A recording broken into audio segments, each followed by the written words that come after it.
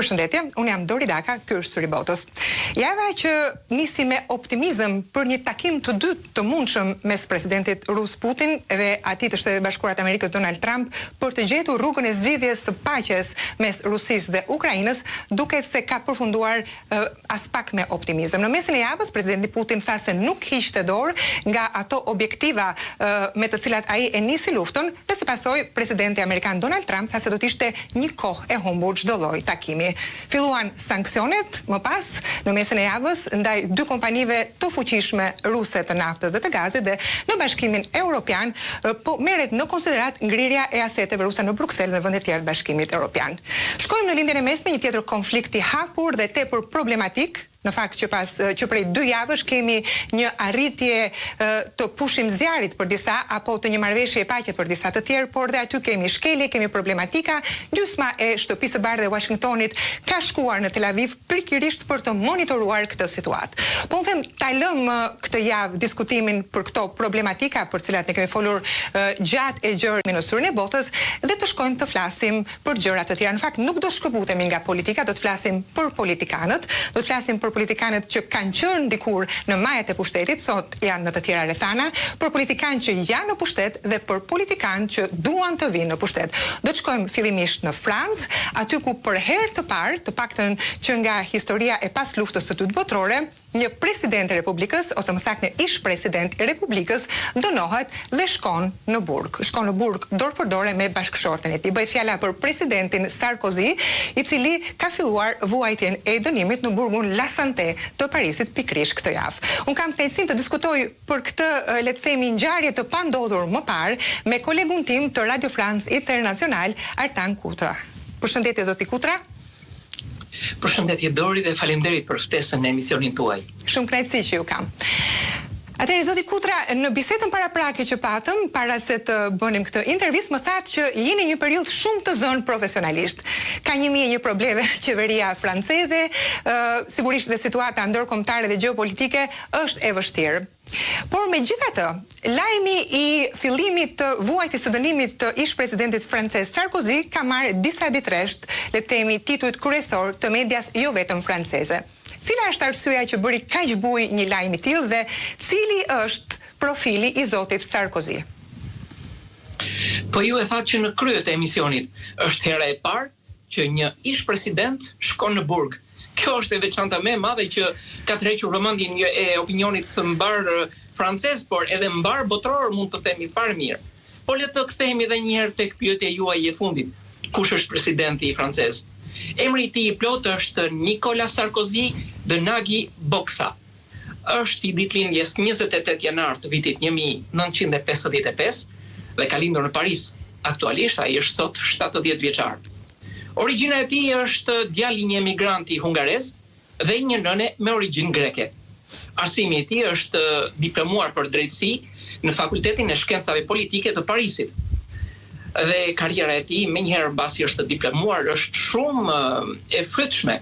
Ka vërtet një karrierë shumë të dendur, të zgjeruar, fillimisht duke qenë krye bashkiak e një zone që quhet Neuilly-sur-Seine nga viti 1983 deri në vitin 2002. Më pas, ai është bërë edhe ministër gjatë kohës kur president ka qenë zoti Jacques Chirac. Pra, Sarkozy ka mbajtur postin e ministrit të brendshëm, të ministrit të ekonomisë, të ministrit të buxhetit e kështu me radhë. Derisa Sarkozy u zgjodh si presidenti i Republikës së Francës nga viti 2007 deri në vitin 2012, pra për 5 vite rresht. Për të bërë president, Sarkozy ishte përballë kandidates tjetër që vinte nga kampi socialist, ishte Ségolène Royal, ndërsa partia ose formacioni politik që mbështeste Nicolas Sarkozy në atë kohë ishte UMP, ose e thënë ndryshe, Bashkimi për Lëvizjen Popullore.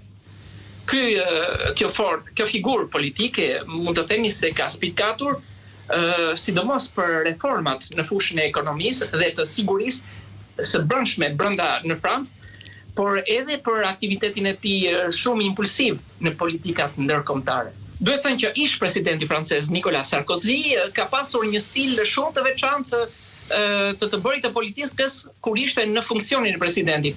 ai ndryshe quhej dhe si hiperpresidenti, sepse donte që të fuste duart e tij dhe me politikën e tij ndrysh ka të gjithë presidentët e tjerë francez, drejt për së drejti. Ai kishte një marrëdhënie shumë të ngjeshur, shumë direkte edhe me mediat, ndërhynte për çdo gjë, futej direkt, pa që nevoja të dërgonte këshilltarët e tij, ministrat e tij hynte direkt.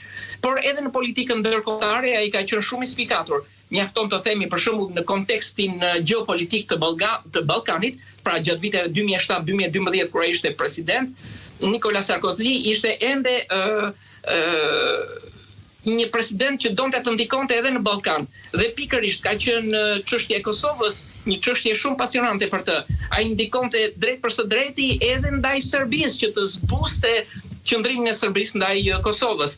Dhe në këtë mund t'ju konfirmoj që ka qenë ndër të parët president zoti Sarkozy që ka njohur i pari pavarësinë e Kosovës që në shkurt të vitit 2008 kur Kosova e shpalli këtë pavarësi në mënyrë të njëanshme, Sarkozy e mbështeti dhe luajti edhe një rol të rëndësishëm brenda Bashkimit Evropian, që të kishte edhe shumë president dhe kryeministra të tjerë evropian të cilët të shkonin në këtë drejtim.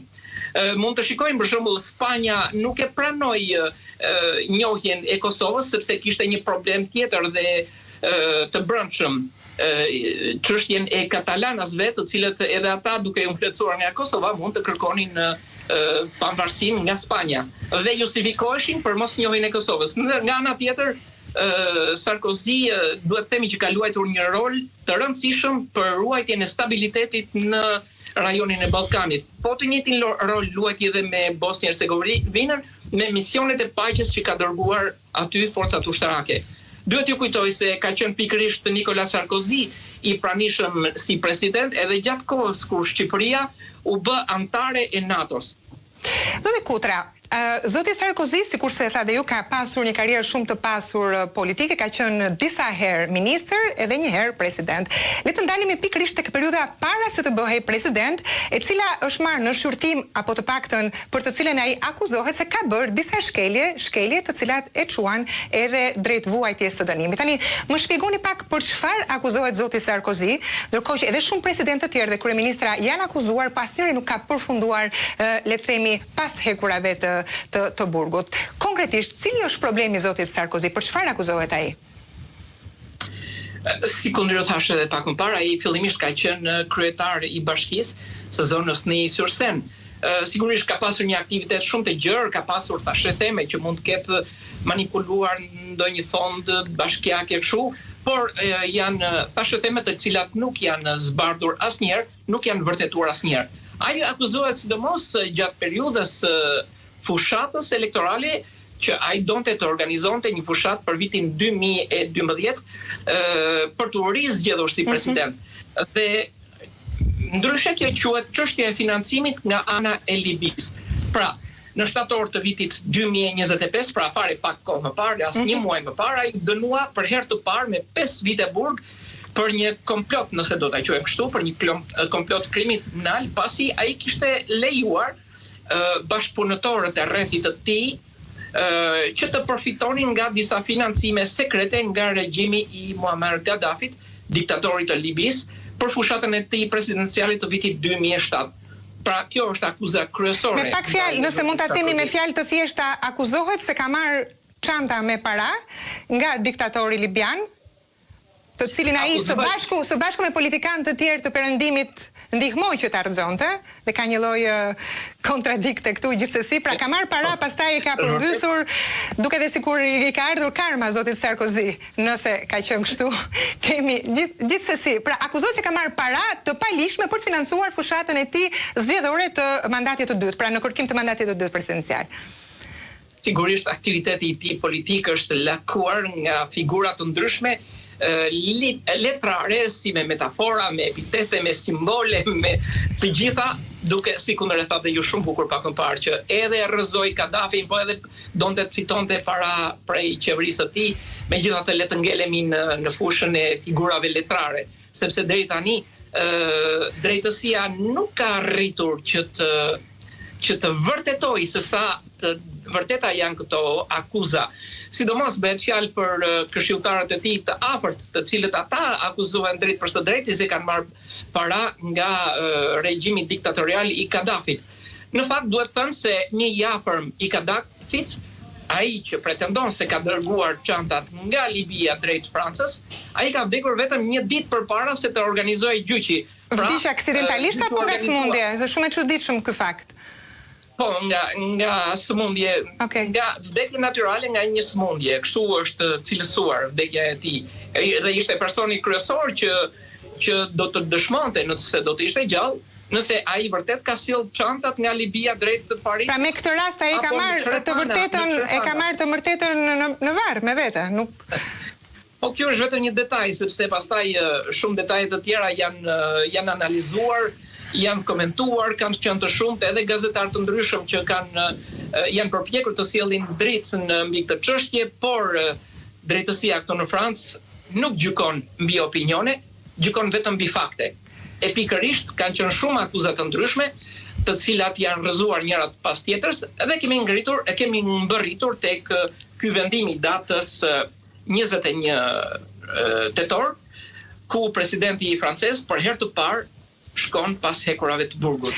Në fakt ishte një vajtje e cila tërhoqi vëmendjen e opinionit publik, madje edhe përtej ngjarjeve gjeopolitike të rëndësishme, sepse sigurisht siç e thash është për herë të parë që një ish president e bënte një rrugtim të tillë nga jeta në liri, në jetën përtej hekurave, është shoqëruar nga zonja e tij Carla Bruni, nga familjarët dhe mbështetës dhe simpatizant.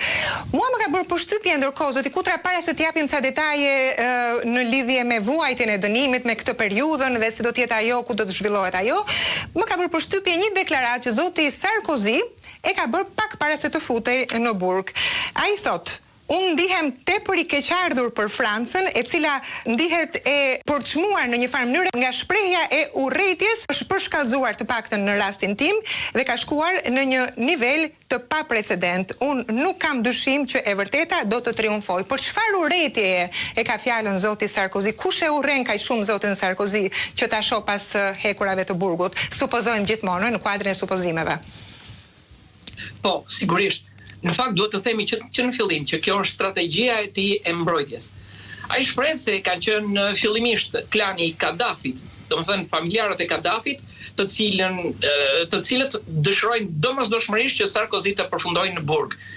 Dhe këtë ai argumenton me idenë që ishte pikërisht Sarkozy i cili bëri punën më të madhe për rrëzimin e tij nga froni ku ishte, dhe Pra, mbrojtjen kryesore ai e quan si një hakmarrje e familjarëve të Kadafit. Po si ka mundësi që të kenë aq shumë ndikim familjarët e ish diktatorit të vrarë tashmë, sa të ndikojnë edhe në drejtsinë franceze, se i bie pastaj që të jetë diçka me përmasave të jashtëzakonshme.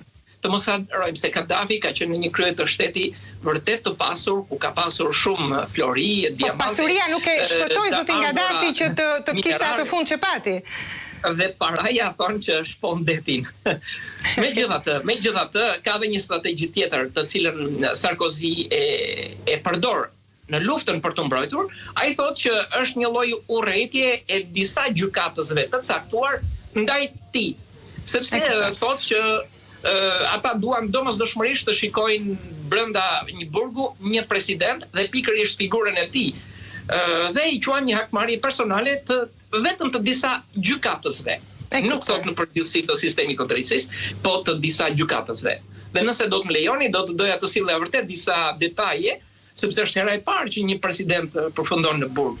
Kështu për shembull, pikërisht presidenti francez pak ditë më parë, pra mbërriti në burgun La Santé, ka qenë ora 9:30 e mëngjesit, bëhet fjalë për një burg në lagjen 14 të Parisit.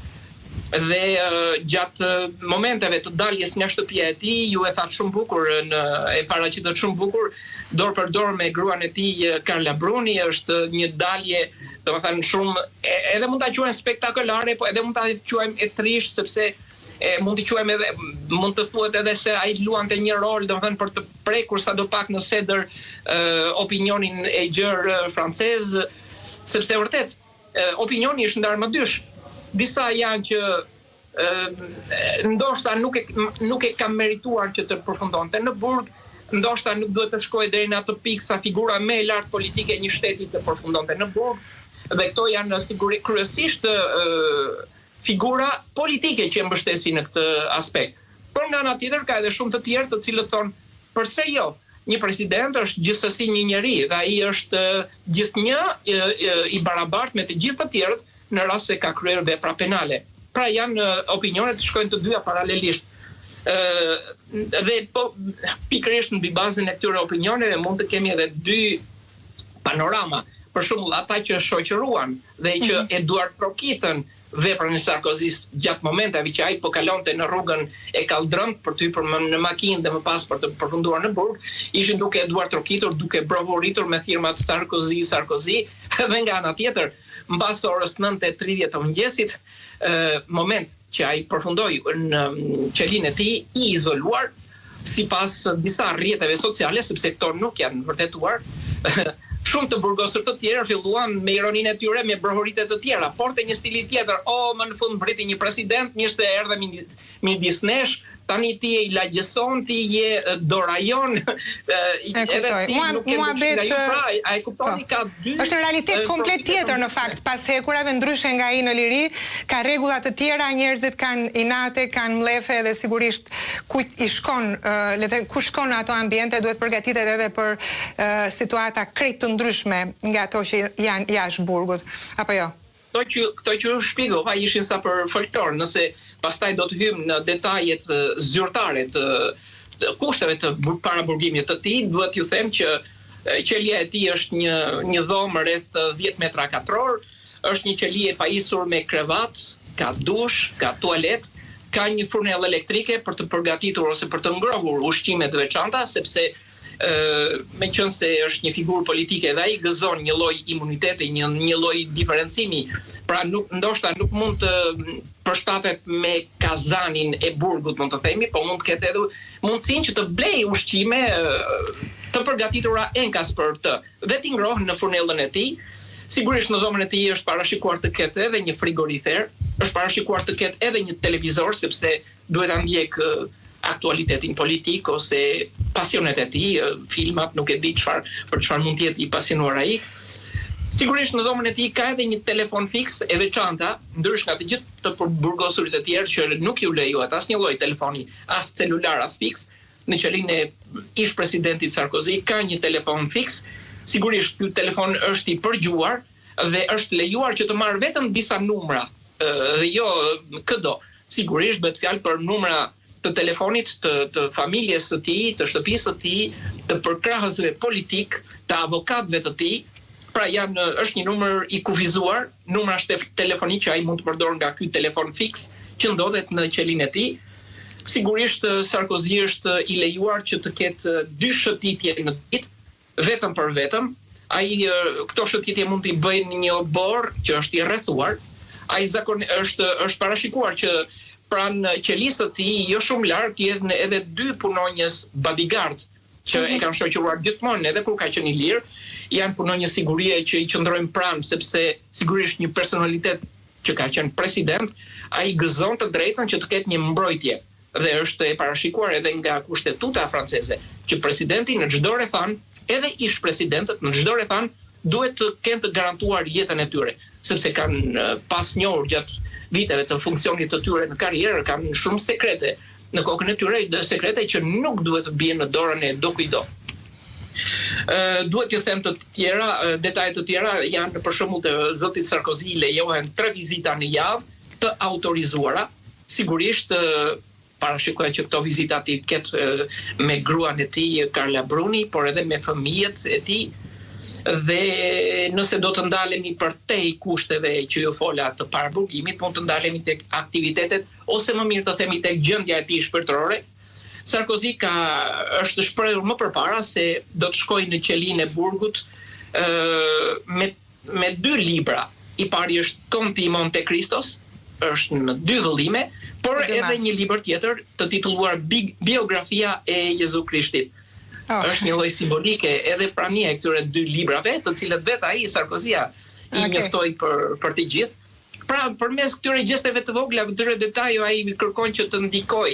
Pra, Konti Monte Cristo si ishte I burgosur sipas tij. Edmond Dantesi që në fund të ditës pastaj arrin që të marrë revanshin ndaj armiqve apo përbetuesve të tij që e çuan në qeli në mënyrë të padrejtë. Shumë interesante kjo zgjedhje e zotit Sarkozy. Gjithsesi zoti Kutra, duke qenë se është rasti I parë I një, le të themi, personaliteti të tillë edhe pse jo në detyrë, jo vetëm në Francë, por kam përshtypjen e gjithë botën perëndimore të pas luftës së dytë botërore që ndodhet në një pozicion të tillë, nuk di të ketë një rast të dytë në fakt, ndoshta gabohem. Pse tani merret një vendim I tillë, edhe cilat janë disa nga, le të themi, aferat korruptive për të cilat janë akuzuar dhe jo dënuar, le të themi, me burgim, president francez, kryeministra francez, duke filluar që nga De Gaulle, Giscard d'Estaing, François Mitterrand, Jean Chirac, e tjerë me radhë. Po, keni të drejtë me këtë pyetjen tuaj, por do të doja të mbaroja vetëm me një frazë aferën e burgimit të zotit Sarkozy. Sigurisht, ai u dënua me 5 vite burg, por ka ende të drejtën që të bëj apel.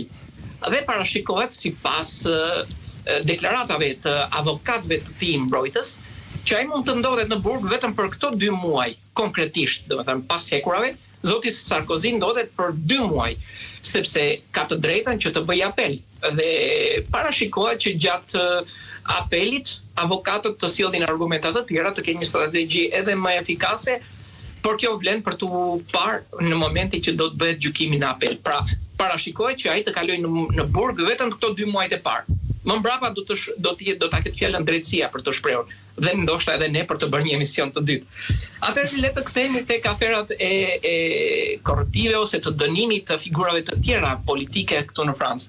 Mund të themi për shembull edhe paraardhësi I Sarkozy, zoti Jacques Chirac, I cili ka qenë president nga viti 1995 deri në vitin 2007, ai ka pasur akuza edhe për të, por jo gjatë viteve kur ka qenë president, por pikërisht kur ka pasur përgjegjësinë e të qenit kryebashkiak I Parisit. Ai në fakt gjatë viteve të 1977-1995 Jacques Chirac është akuzuar se ka shpërdoruar fondet bashkiake ose I ka keq përdorur ato ose bashkë kolegët e tij ose këshilltarët e tij e kanë çuar në afera korruptive, jo që ka ndihuar, domethënë që paret kanë shkuar drejt për drejt në xhepin e Chiracut, por që ai ka lejuar abuzime dhe nuk I ka parë këto abuzime dhe ka qenë detyra e tij të vëzhgonte se ku shkonin fondet për ndërtimin e pallateve, për ndërtimin e ndërtesave publike dhe pikërisht për këtë ka qenë dënuar nga drejtësia me 2 vite burg. Jacques Chirac, 2 vite burg, por me kusht. Pra fjala me kusht do të thotë se nëse I përsërit këto gabime, atëherë vërtet përfundon në burg. Por deri në këtë moment, përderisa nuk ka ndonjë akuzë tjetër, ai nuk ka përfunduar prapa hekurave. Dhe janë akuza të cilat bëhen për periudhën kur ai ka qenë kryetari I Bashkisë së Parisit dhe jo gjatë kohës kur ka qenë president. Nga ana tjetër ka qenë një president tjetër shumë I përfolur francez, ka qenë Valéry Giscard d'Estaing, I cili ka qenë president nga viti 1974 deri në vitin 1981 dhe kritikat të mëdha për të kanë qenë afera e diamanteve. Është akuzuar se ka marrë diamante nga diktatori I Afrikës Qendrore Jean Bedel Bokassa. Gjithsesi presidenti I atëhershëm francez Valéry Giscard d'Estaing I ka mohuar këto akuza, por në opinionin publik ka qenë shumë I kritikuar. Por a do shërbej kjo si një precedent që edhe të tjerë, ndoshta personazhe më poshtë shkallës hierarkike të kalojnë më kollaj në burg? Po është e vërtet, të gjithë figurat politike, qofshin ta president ose ministra ose kryetar partisë, janë përballë ligjit, janë të barabartë. Mund të themi fare mirë, për shembull në kohën e François Mitterrandit, por edhe në aktualet presidentit aktual Emmanuel Macron ka pasur vërtet nuk ka pasur dënime për këta të dy, të cilët I përmenda, por her pas here janë hedhur akuza. dhe akuzat shkojnë në drejt figurës morale të tyre. Për shembull, në presidencën aktuale të Macronit, mund të themi se janë 20 figura politike ose punonjës shtetëror të cilët kanë marrë dënime edhe nga gjykatat, edhe pse kanë statusin e një funksionari politik. Pra është diçka tepër aktuale, tepër prekse. Ka që mund të përbëj një precedent që do të shihet edhe në persona të tjerë, pra nuk do të jenë kaq, le të themi, të ndalur gjykatat në një farë mënyrë. Precedent ka qenë për figurën e presidentit, që vërtet një njeri që shkoi pas hekurave ishte zoti Sarkozy. Ky është e precedenti. Por të gjithë ndjejnë një lloj frike. Jo vetëm për ato çfarë mund të bëjnë në të ardhmen, por edhe për ato çfarë kanë kaluar, sepse është edhe aspekti retrospektiv i gjykatave dhe i drejtësisë. Zoti Kutra, ishte shumë kënaqësi që u pata në Syrin e Botës. Ju falenderoj shumë për kohën dhe çdo shpjegim të vlefshëm. Faleminderit juve për ftesën në studion tuaj.